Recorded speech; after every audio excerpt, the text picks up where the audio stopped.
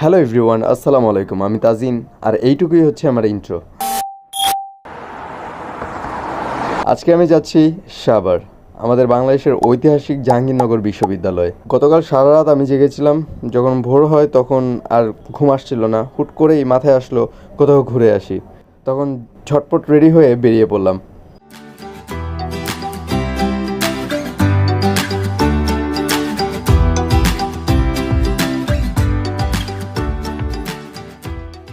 আমার এর আগে কখনো এখানে আসা হয়নি, যার কারণে 697.56 একর এলাকা জুড়ে নির্মিত এই জাহাঙ্গীরনগর বিশ্ববিদ্যালয় ঘুরে ঘুরে দেখতে আমার হ্যাপি ভালো লেগেছে।